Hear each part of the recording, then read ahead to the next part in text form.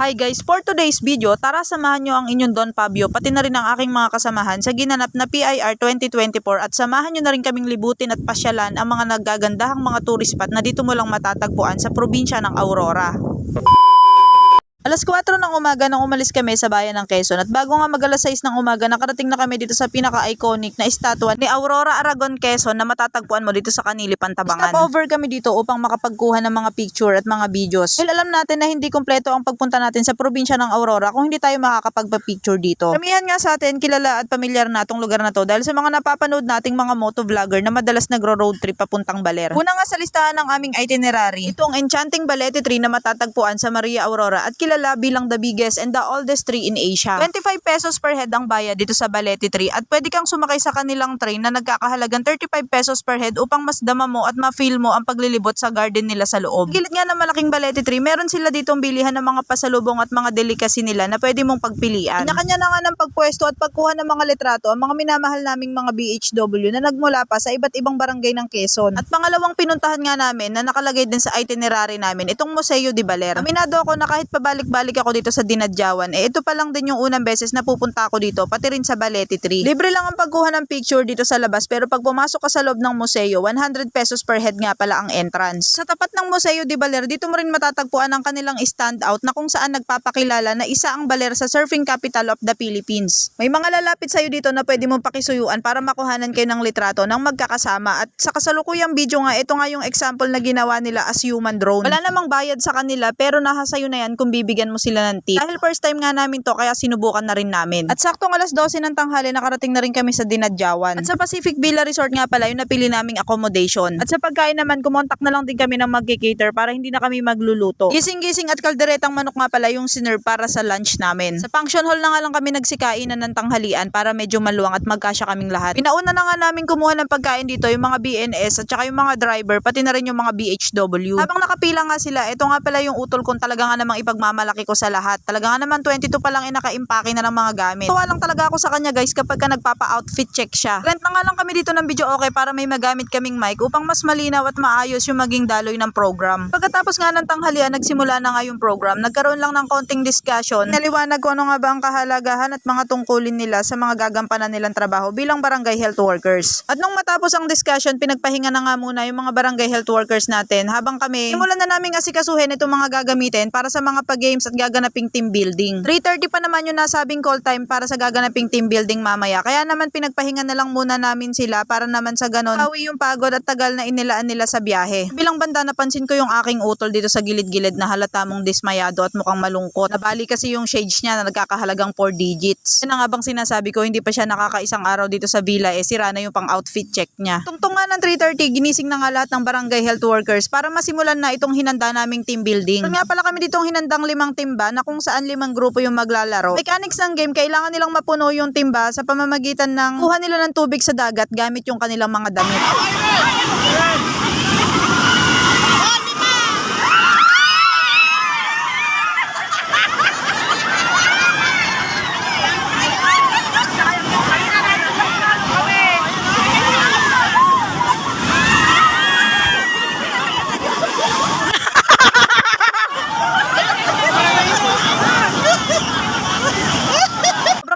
Tong laro na to, talagang makikita mo yung iba't ibang strategy na ginagawa nila para mapuno yung mga timba. Medyo malalakas nga lang yung alon na talagang di mo din mai-enjoy kung gugustuhin mo mang maligo sa dagat. Medyo mabato nga lang din, gawa ng sunod-sunod nga yung mga bagyong tumama dito sa probinsya ng Aurora, kaya naman naiahon na ang lahat ng to sa Pangpang.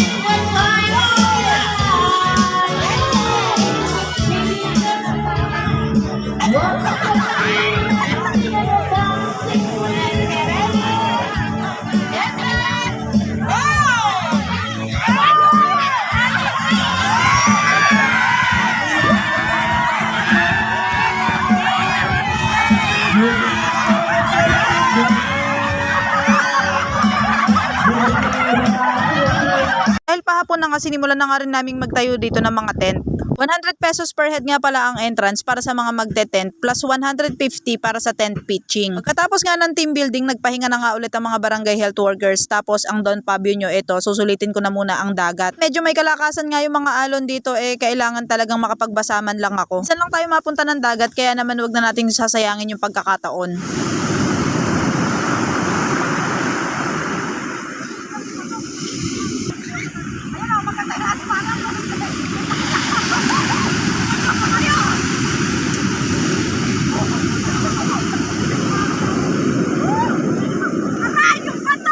Sobrang lakas nga ng alon, masakit din talaga sa paa yung mga batong tumuturik. Ihaw na nga din dito yung mga kasama ko ng malalaking pusit at saka mga hotdog. Pagdating nga ng gabi, kanya-kanya na nga kami ng pwesto dito para naman kahit papano magkaroon ng banding, konting chill-chill at kwentuhan. Luto nga sila dito ng buttered shrimp, tapos kinilaw na isda at saka inihaw na daing para sa pulutan. Kinabukasan, maaga nga kami nagsigising para magkape dito sa may harap ng dagat. Alak naming abangan yung sunrise, kaya lang medyo makulimlim nga ang panahon at alas 8 na yata lumitaw yung araw. Ito nga pala yung mga kasama kong nagmumuni-muni dito sa may dagat. Video, pumapost ka naman. Shooter. Asan na? Ay, Tignan mo naman lakad biglang may sumulbot siya. Kala mo hindi nabalian ng salamin. Bilang huling araw dito sa accommodation, bago kami mag-check out ng 12 PM, mga ilang award lang na ihinanda yung mga kasamahan ko para sa mga barangay health workers na talaga namang deserve din nila. Hindi po mawawala sa listahan po natin, more than 15 years in service sa bayan ng Quezon, si Ate Lucila Baliuga.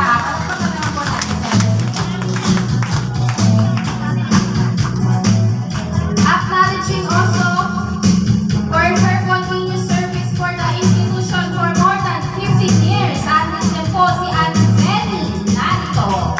Ay, parang puro mga taga San Alejandro.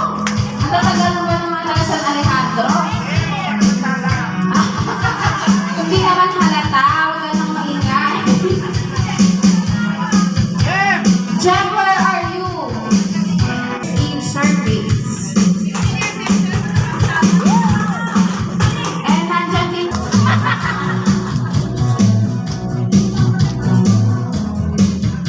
Mga barangay health workers, mahilig silang sumayaw. Hulaan nyo kung sino to. Dulong bayan. Mahilig mag-tiktok. Given her more than 15 years of service in Barangay Dulong Bayan. Si Ate Cristina Bernardo. Sagod.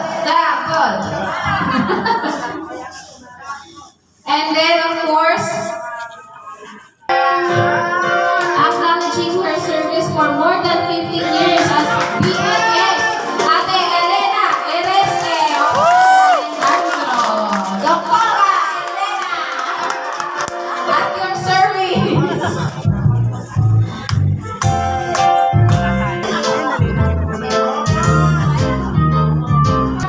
For their outstanding performance and lasting contribution, being the first, our most outstanding barangay health worker for calendar year 2023. Everyone, let us give a warm applause to Ate Mara Isabel Ongay of Barangay Go. Napakalaman po natin si Ate Mara.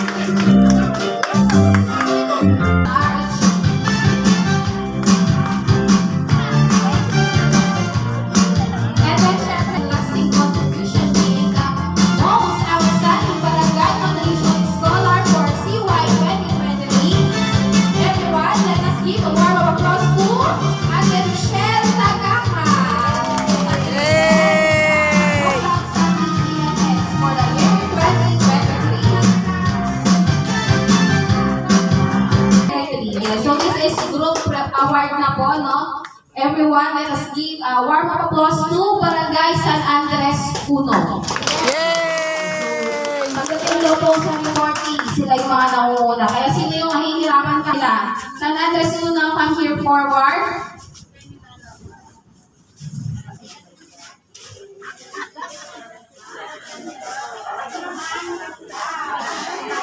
Masyaga kasi si Ate Ani, isa-isa na yung mga reports nila.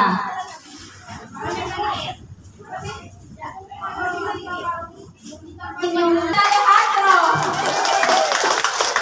Ayan, so, kahit naman po nung time ng pandemic talaga, nakita namin kung paano kahit sa po sila bakunahan. magkaisa at makipag-cooperate po sa amin. So, thank you so much po for that. Thank you so much for the effort. Ayan. Nakamaiyak ka pa ng doktora. Kasi po, pagtrabaho po natin, ito pa rin po natin. Tama. Nasa puso't isipan po. Hindi po ba, pag ang trabaho natin, gusto natin, masaya tayo. Gusto ba? Kaya mahalin po natin ang trabaho natin. Yun ang po masasabi ko sa inyo. Hindi po po yung maaari na expect ka na naman, makakaiyak. nga ng awarding, nagkaroon din ng group pictures para sa mga barangay health workers birang pagtatapos din ng programa. Upload ko na lang ulit sa mga susunod na araw yung part 2 ng vlog ko, yung pagpunta namin sa Mother Falls. So paano guys? See you on my next vlog. Thanks for watching!